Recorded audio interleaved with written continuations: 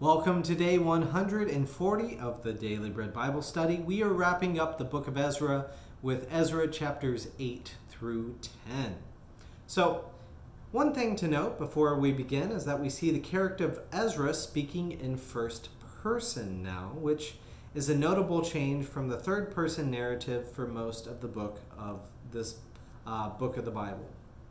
So Ezra lists the heads of the family who travel with him to Jerusalem. He groups them in Babylonia by the river. My guess is this river is the river Euphrates.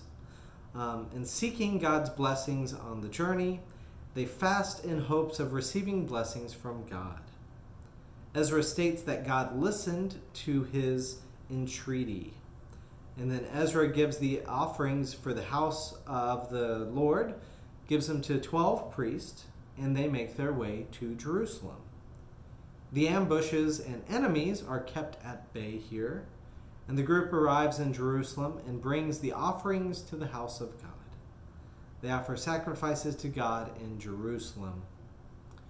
Then we see in chapter 9, upon entering Jerusalem, Ezra learns that the exiles who have returned from Babylon have intermarried with the people of the land. Ezra is appalled. From his perspective, this is a serious offense before God. Ezra is concerned for a couple reasons. First of which, Moses said that that's a no-no. We see Deuteronomy 7, which goes after why Moses was saying that this is wrong.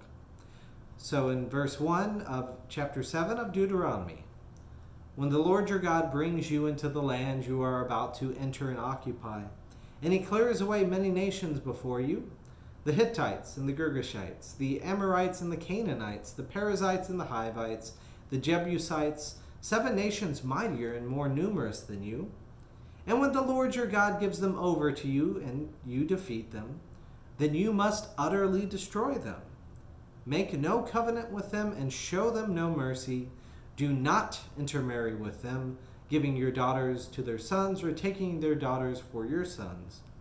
For that would turn away your children from following me to serve other gods. Then the anger of the Lord would be kindled against you, and he would destroy you quickly. So, Ezra kind of believes that this is exactly what they did and why the exile happened. Ezra also knows the idolatry that happened and hurt King Solomon. In 1 Kings 11 verse 7, then Solomon built a high place for Chemosh, the abomination of Moab, and for Moloch, the abomination of the Ammonites, on the mountain east of Jerusalem. He did the same for all his foreign wives, who offered incense and sacrificed to their gods. Then the Lord was angry with Solomon, because his heart had turned away from the Lord, the God of Israel, who had appeared to him twice. And he had commanded him concerning this matter that he should not follow other gods, but he did not observe what the Lord commanded.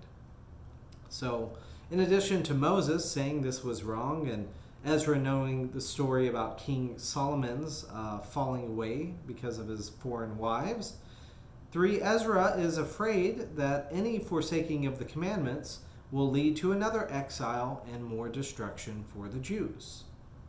So Ezra's prayer in 9 verse 16 through 15, 6 through 15, reveals his zealousness to keep the commands of God, and also his extreme disappointment for not fulfilling God's decree. I am not sure of the exact quotation, yet it sounds like Deuteronomy, especially Deuteronomy 7, as I mentioned previously. For Ezra, if Moses said it, he will do it. So moving on to the last chapter in the book of Ezra, chapter 10.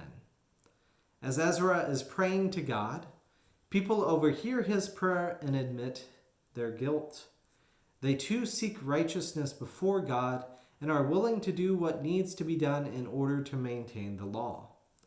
The priests, Levites, and all Israel are summoned to make a new covenant with God.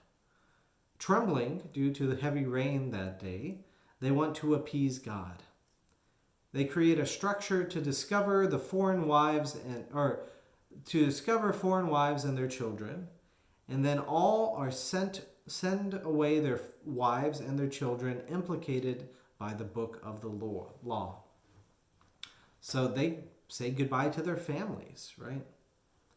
So in closing the book of Ezra, I think it's important to note how contextual this message is. Ezra was addressing his day and time and the concerns of a community who had endured far worse than sending people away, right? People had been killed.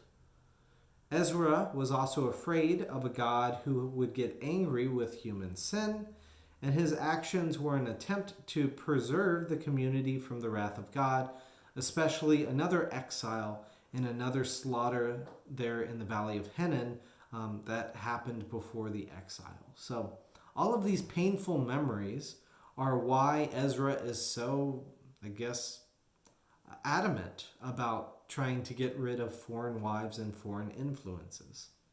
Now, from my perspective today, I don't want to imagine sending my wife away or my children away. I love them too much.